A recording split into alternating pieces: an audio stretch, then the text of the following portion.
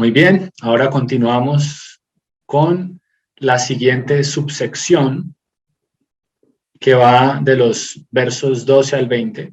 Esta subsección se conoce como los signos de la victoria de los Pándavas. Bien. Entonces, ¿cuáles son esos signos de la victoria de los Pándavas?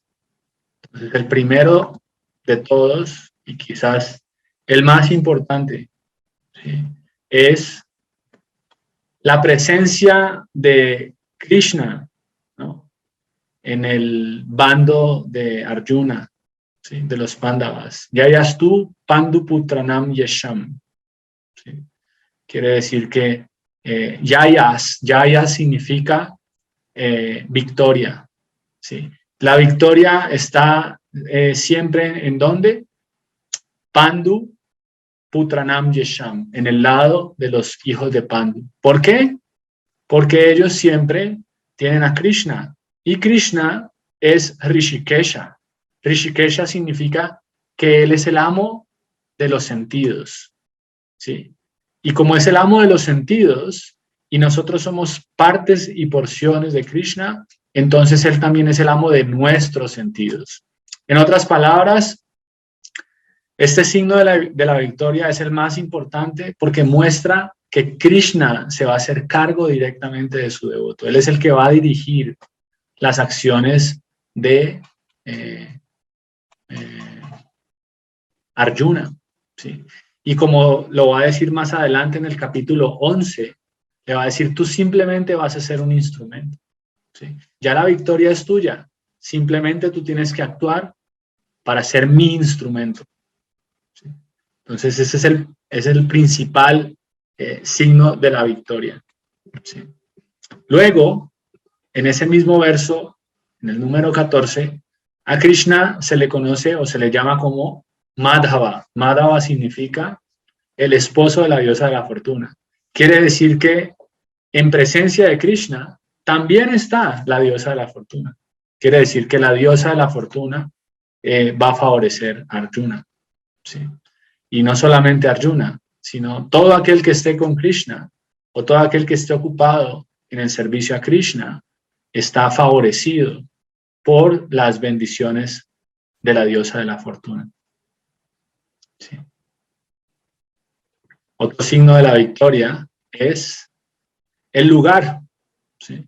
El lugar es conocido como Dharma Kshetra. ¿Por qué? Porque, como ya lo escuchamos al comienzo del Bhagavad Gita, es un lugar de adoración incluso para los habitantes del cielo, ¿sí? Entonces, es un lugar que está cargado de potencia espiritual. En otras palabras, es un lugar que va a favorecer positivamente a aquellos que sean virtuosos a nivel espiritual. Y entre los dos, entre el bando de los Pándavas y el bando de los Kurus, los Pándavas son los que se reconocen, ¿no?, como espiritualmente virtuosos, mientras que los Kurus, todo lo contrario, están desprovistos de visión espiritual, ¿sí? Bien. En el verso número 20 vamos a encontrar una palabra sánscrita que se conoce como Kapidwaya, ¿sí?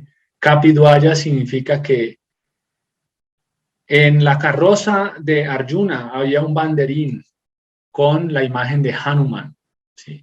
Y Hanuman fue la persona que le otorgó a Rama la victoria en contra de Ravana. Él fue el que más fuertemente luchó, ¿sí?, para ganar la victoria en esa contienda entre el señor Ramachandra y el demonio Ravana. Entonces, en esta ocasión, el que está haciendo el papel de Hanuman es Arjuna, ¿sí?, porque Krishna le está pidiendo que pelee por él, ¿sí? Entonces, la bandera de Hanuman lo que está mostrando es que él está invocando todas las bendiciones de Hanuman para poder ser exitoso, ¿no?, en servir a Krishna, que no es diferente del señor Ramachandra, ¿sí? Bueno, Tenemos también las caracolas, ¿sí? Como el símbolo auspicioso de Vishnu, ¿sí? Eso aparece en los versos 12 y 14. Sabemos que el señor Vishnu se caracteriza por tener 4 símbolos, cada uno en cada una de sus 4 manos. Entonces tiene el disco, el mazo, la caracola y la flor de loto. ¿Sí? Bien, continuamos con los signos de la victoria. Y en este caso tenemos las caracolas trascendentales. ¿Cuáles son esas caracolas trascendentales? Ya lo vamos a ver. Entonces, la caracola de Krishna, conocida como la Panchayanya, la caracola de Arjuna, conocida como la Devadatta, la caracola de Yudhishthira, conocida como la Ananta Vijaya, la caracola de Bhima, conocida como Paundra, la caracola de Nakula, conocida como la Sughosha, y la de Sahadev, conocida como la Mani Pushpaka. ¿Sí? Entonces, ¿cuál es ese signo de la victoria de estas caracolas? Que a estas caracolas se les menciona en este verso específico como divya. ¿Sí? ¿Y qué significa divya? Divya significa que son trascendentales. ¿Sí? Y trascendental significa que la fuerza trascendental es indestructible. ¿Sí? En otras palabras, la fuerza trascendental no conoce la derrota, porque la derrota es una manifestación de la materia. ¿Sí? En el espíritu no existe la derrota. Entonces, cuando todos estos guerreros que se mencionaron allí hicieron sonar sus caracolas, entonces estas caracolas emitieron un sonido trascendental que dejaron un mensaje muy claro de quién iba a ser el ganador. ¿Sí? Por otro lado, la caracola de Bhishmadev generó un sonido tumultuoso y animó el corazón de Duryodhana, pero según los comentarios de los acharyas, que ellos, digamos que tienen acceso como al aspecto íntimo, esotérico de estos versos, comentan que lo que quiso decir Bhishma al sonar la caracola fue como: mi querido Duryodhana, yo voy a pelear, voy a hacer mi mejor esfuerzo, voy a dar la vida en la batalla, voy a morir en esta batalla, pero créeme que con Krishna del lado de Arjuna no vas a poder hacer absolutamente nada. La victoria es de ellos. ¿Sí? Ese es uno de los símbolos de la victoria de los Pándavas, ¿no? Como la manera en la que Bhishma hizo sonar su caracola, entregando ese mensaje, como que tranquilo, mi querido nieto, voy a pelear por ti, no dudes, yo no voy a dejar llevarme por mis sentimientos de afecto hacia los Pándavas, pero olvídalo, Krishna está allí. Otro símbolo de la victoria es la carroza donada por Agnidev, porque se dice que esa carroza podía triunfar en todas las direcciones. Eso se conoce como Digvijaya. Digvijaya significa que puede conquistar la victoria en las 10 direcciones. ¿Sí? Dasharat también.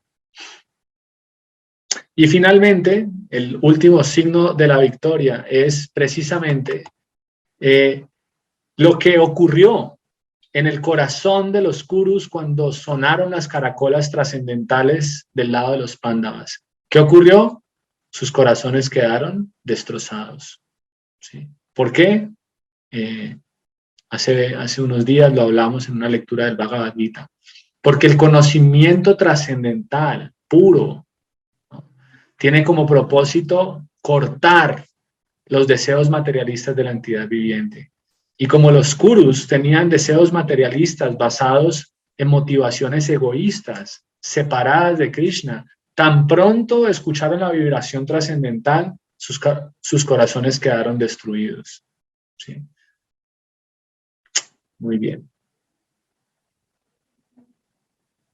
Entonces vamos a analizar algunos focos de aprendizaje de esta parte, ¿no? De esta subsección de los signos de la victoria, y son los significados que están en los versos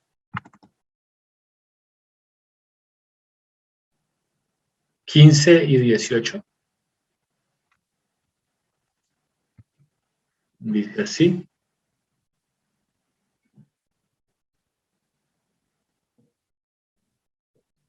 Entonces, de nuevo, Prabhupada elabora con respecto al mensaje que nos dan las caracolas, ¿no? Es una premonición de que definitivamente los Kurus no van a lograr la victoria bajo ninguna circunstancia. Otro aspecto importante en los significados de Prabhupada, en ese verso número 15, es su nombre Rishikesha. ¿Sí? Rishikesha significa el amo de los sentidos. Entonces, como lo dijimos ahorita, significa que él va a ser el director de los sentidos de Arjuna. ¿Sí? Él va a ser él no solamente está dirigiendo la carroza de Arjuna. En otras palabras, él está dirigiendo la carroza de la vida de Arjuna. ¿Sí? Arjuna va a actuar de acuerdo a la dirección de Krishna, ¿sí? A las indicaciones directas de Krishna. Eso es lo que significa rendirse a Krishna. Por eso el proceso del Bhakti Yoga es el proceso más poderoso que existe, ¿sí? Porque en el proceso del Bhakti Yoga, el practicante, el yogi, no depende de sus propias proezas, de su propia capacidad individual, sino que él simplemente se convierte en un instrumento a través del cual Krishna actúa, y Krishna es perfecto. Entonces quiere decir que si Krishna actúa a través de nosotros, nosotros vamos a actuar de manera perfecta. ¿Sí? Como una vez le preguntaron a Srila Prabhupada, entonces usted sabe todo, ¿sí? Y Prabhupada dijo, no, yo no sé todo, pero Krishna lo sabe todo, y él me lo dice a mí. Esa es la actitud de un devoto. Un devoto nunca se siente que es muy sabio, ¿sí? O que es muy austero, o que, qué sé yo, cuántas cualidades, ¿no? Él nunca considera que él tiene esas cualidades. Él siempre considera que esas cualidades son de Krishna y que simplemente Krishna las pone en su devoto para que él pueda ejecutar un servicio específico. Ese es el gran significado de la palabra Rishikesha, ¿no? En esta parte de la narración del Bhagavad Gita. ¿Sí? Y luego también Prabhupada elabora acerca de otros nombres, porque Prabhupada dice algo bastante importante, y es que los nombres de Krishna no hacen referencia a, digamos, como a que son diferentes dioses, como mucha gente piensa, ¿no? Los diferentes nombres de Krishna están relacionados con sus actividades, ¿sí? Por eso en la cultura védica, antes de darle el nombre al bebé, ¿no? Primero hay que esperar a que él nazca y luego realizar su carta astral. Entonces, en su carta astral, el astrólogo puede determinar cuáles son las tendencias, ¿sí? En otras palabras, cuál va a ser su karma. Karma significa sus actividades. Y de acuerdo a su karma o a sus actividades se le asigna un nombre que sea compatible con esas actividades. Entonces, por eso Prabhupada dice, ¿no? En el significado, Govinda es aquel que le da placer a las vacas y a los sentidos. En el caso de Arjuna, Dhananjaya, ¿sí? ¿Por qué? Dhananjaya, Dhana significa riqueza, y Jaya significa que él conquistó. Arjuna conquistó riquezas para dárselas a su hermano Yudhishthira para la ejecución de diferentes sacrificios que son altamente costosos porque requieren de parafernalia de primera clase, ¿no? Y remuneraciones a los brahmanas, etcétera, etcétera. Y Bricódara también es un nombre de Bhima que dice que él puede realizar todo tipo de tareas, ¿no? así como comer demasiado. Entonces Prabhupada en una clase dice si vamos a comer suntuosamente, tenemos que hacer también mucho servicio, ¿sí? Decía, no es que simplemente comemos suntuosamente y luego nos vamos a dormir, eso no. Dice, en este movimiento todos pueden comer suntuosamente, pero asimismo tienen que hacer mucho servicio, ¿sí? A eso se refiere esa palabra bricódara, que se refiere específicamente a Bhima. Y luego da otros nombres, ¿no?, de Krishna, como Madhusudana, ¿sí?, que es aquel que mató el demonio Madhu, ¿sí?, Vasudeva, que es el hijo de Vasudeva, Devakinandana, que es el hijo de Devaki, Yashodanandana, ¿sí?, como el hijo también de madre Yashoda. Parthasarathi, Parthasarathi significa el que está conduciendo la carroza de Arjuna. Sí. Bien, ahora vamos a analizar los focos de aprendizaje de los versos 16 y 18. Entonces, en esos versos, Prabhupada menciona que Sanjaya, con mucho tacto, le está haciendo saber al rey que definitivamente se equivocó, ¿sí? Porque Dhritarashtra era una persona que de cierta forma tenía un gran conocimiento. En otras palabras, él tenía muchas virtudes, pero hubo una sola mala cualidad que destruyó todas sus buenas cualidades, y era estar apegado a un hijo que no era devoto, ¿sí? Entonces, eso es una lección muy importante para los miembros de este movimiento, especialmente para aquellos que se quieren ocupar en vida familiar y tener hijos. Es muy importante hacer todo lo que sea necesario para que los hijos estén en conciencia de Krishna. Porque un apego por alguien que no tenga cualidades devocionales puede hacer que uno pierda todas sus buenas cualidades, como es el caso de Dhritarashtra, ¿sí? Dhritarashtra fue cómplice, ¿no?, de todos los ardides que planeó Duryodhana en contra de los Pándavas, como intentó matarlos en varias ocasiones, una vez dando un pastel envenenado, o otra vez los puso en una casa de laca, ¿no?, la cual iba a ser encendida en llamas con los Pándavas adentro, pero afortunadamente por la intervención del tío Vidura ellos lograron salvarse, ¿sí? Entonces aquí Sanjaya le está recordando, ¿no?, de una manera muy sutil, le está recordando todo lo que él hizo, ¿sí? Y le está diciendo, qué pena, mi querido rey, pero te equivocaste, ¿sí? Te equivocaste de bando. Jugaste en favor de tus hijos, ¿no?, especialmente de tu hijo Duryodhana, que estaba desprovisto de valores espirituales y enceguecido por la envidia. Y esto es lo que ha llevado, esa es la consecuencia final. Aquí está la consecuencia final. ¿Cuál es la consecuencia final?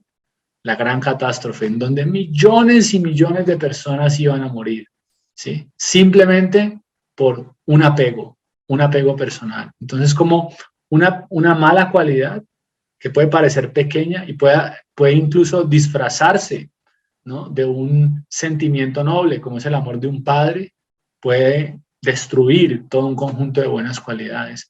En la cultura védica hay dos palabras que fonéticamente son similares, y una es putra y la otra es mutra, ¿sí? Entonces, putra significa hijo. ¿Por qué putra? Porque hay una condición infernal a la cual uno puede llegar por ignorancia o por muchas circunstancias a las cuales nos vemos vulnerables en este mundo material. Uno, si no tiene uno suficiente conocimiento espiritual, uno puede llegar a esos estados infernales después de esta vida. Entonces, putra significa que si uno tiene un hijo que sabe perfectamente que el padre después de morir puede estar en una situación infernal, el hijo se ocupa, ¿no?, en actividades espirituales con el propósito de elevar o de sacar al padre de esa situación, ¿sí? Entonces, putra, o el hijo que actúa en ese estado de conciencia, generalmente es un devoto, ¿sí? Eso es putra. Cuando el padre procrea un hijo en conciencia de Krishna, entonces no solamente está haciendo un servicio para Krishna, sino que también se está beneficiando a sí mismo, porque el día de mañana las actividades espirituales del hijo van a beneficiar al padre, ¿sí? Entonces eso es putra. Y mutra, por eso digo fonéticamente son similares, pero son completamente opuestas. Mutra significa orina, ¿sí? Entonces, ¿por qué hay un juego de palabras con esos dos versos? Porque putra significa un hijo devoto y mutra significa un hijo no devoto, ¿sí? Quiere decir que cuando el padre emite semen con el propósito de procrear un hijo que no es devoto, esa emisión de semen no es mejor que la emisión de orina, ¿sí? Es como haber derramado orina, ¿sí? Entonces, ese es el caso de Dhritarashtra con Duryodhana. Duryodhana era un mutra, ¿sí? Porque era no devoto. Y como tal, sus acciones llevaron a Dhritarashtra a condenarse y a condenar a millones de personas. Y eso es lo que Sanjaya le está diciendo. Bien, vamos entonces a la última parte de esta sección de los signos de la victoria. Entonces, el verso número 19.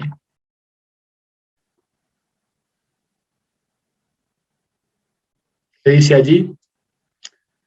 Que a diferencia de los Kurus, que se sintieron descorazonados al escuchar el sonido trascendental, ¿sí?, de las caracolas de los Pándavas no sintieron ningún temor cuando sonaron las caracolas de los Kurus. ¿Por qué? Porque estaban ellos con Krishna, ¿sí? Entonces la aplicación práctica es que aquel que está bajo el refugio de Krishna se libera del temor, incluso en medio de las circunstancias más desfavorables. Hay un verso del Srimad Bhagavatam, 11º canto, que dice: Bhayam duitiya nivijet satashya, ¿sí? Bhayam duitiya nivijet satashya, que significa que todo el origen del temor. ¿Cuál es todo el origen del temor? El origen del temor es ver las cosas duitiya. Duitiya significa dualidad. Dualidad significa separado de Krishna, ¿sí? O sea, aquella persona que no tiene su conciencia unida a Krishna, ¿sí?, a través del servicio devocional, a través de la práctica del bhakti, entonces siempre va a ver las cosas en dualidad, ¿sí?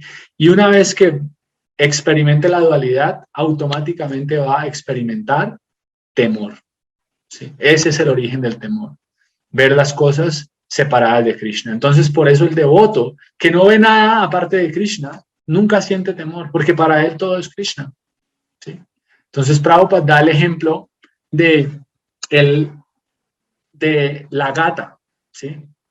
Es un ejemplo famoso, ¿no? Que la boca de la gata, para el gatito es la vida, ¿sí? Mientras que para el ratón es la muerte, ¿sí?